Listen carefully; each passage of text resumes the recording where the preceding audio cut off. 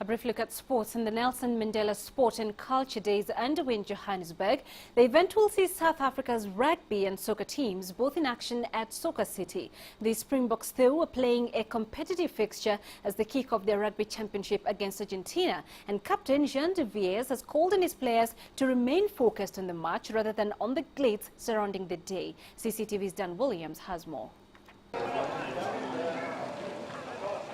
The Springbok class of 2013 lining up for what they hope will be a much improved campaign. The Boks have not managed to finish above third in the Rugby Championship or the Old Tri-Nations since 2009. But this time round, after further rebuilding under coach Heineke Meyer, there's a feeling South Africa can challenge the likes of New Zealand and Australia for the title. I'm excited about the group. I'm excited about where we were last year this time to where we are now. New guys coming in, experience coming back, and I think the balance that we have at the moment is really good. So all the signs are there that we are progressing as a team, but we need the results to sort of show that. The Springboks begin their campaign against Argentina at Soccer City. The two sides played out a draw last time out in Mendoza. The Boks are favourites this time round, but they also know their opponents have also improved over the last 12 months. They're very physical at the breakdown. They compete for your ball, and I think that's where we probably let ourselves down a bit last year in the second game in Mendoza. We're going to have to be more effective in that area, and we've put the hard work in. Well, this match forms part of the Nelson Mandela Sport and Culture Day. There's a Legends football match. Bafana take on Burkina Faso, and at the end of it all, there's a pop concert. But for the Springboks, well, their game is a competitive rugby championship fixture. And although it's all for a good cause, it has been a bit of a distraction. The week has been pretty busy. There's been a lot to do. Just the magnitude of the game. Madiba and what he's done for this country, and every game that you play for the Springboks is really special. But when you add to that playing for someone like Madiba and putting that on the line as well, then suddenly it just gets massive.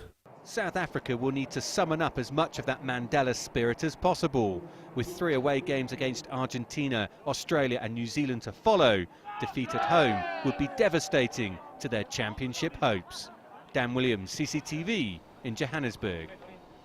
Mo Farah is now the second man after Ethiopia's Kenenisa Bekele to hold the Olympic and World Championships titles for both the 10,000 and 5,000 meters distances simultaneously. Meanwhile, Usain Bolt led 3 Jamaicans into the final of the men's 200 meters in Moscow on Friday as the world record holder seeks a 3rd successive world title at his favorite distance.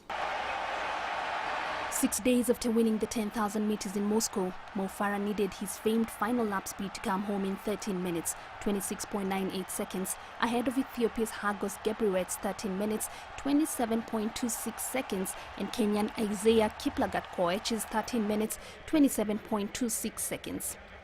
Yeah, no, it was great, and it was amazing. I got what I wanted, and it wasn't easy from last year to this year because I've got to work twice as hard, and I've been a family man and been away from my family, my kids, and it hasn't been easy, but it makes it worth it. Usain Bolt led 3 Jamaicans into the final of the men's 200 meters in Moscow on Friday as the world record holder seeks a 3rd successive world title at his favorite distance. No, it's just about pacing myself right. The South African guy tried to sneak up on me in the last 25 minutes, so I had to pick up speed, but it was okay. I got through the rounds, and that's the key thing. Shelly-Ann Fraser-Price, also of Jamaica, completed a sprint double, adding the 200-meter gold medal to a 100 meters title. Fraser-Price won in 22.17 seconds. God has given me so much, and I worked really, really hard for this. And I think when you have accomplished what you have, it makes you energetic. It makes you want to push your body to that limit that most persons will think is impossible. Mo Farah's career reached incredible new heights as the Briton became only the 2nd man in history to complete an Olympic and world double-double in the distance events. The 30-year-old held on in a thrilling finish to add the 5,000 meters title to the 10,000 meters gold he won on Saturday. Jane Chaos, CCTV. Well, and that's it for this edition of Africa Live. Remember, you can stay in touch with Africa Live on Twitter using the handles at CCTV News Africa. You can also visit our Facebook page, CCTV Africa. Thanks for watching. I'm Penina Karibe. See you at 1700 GMT.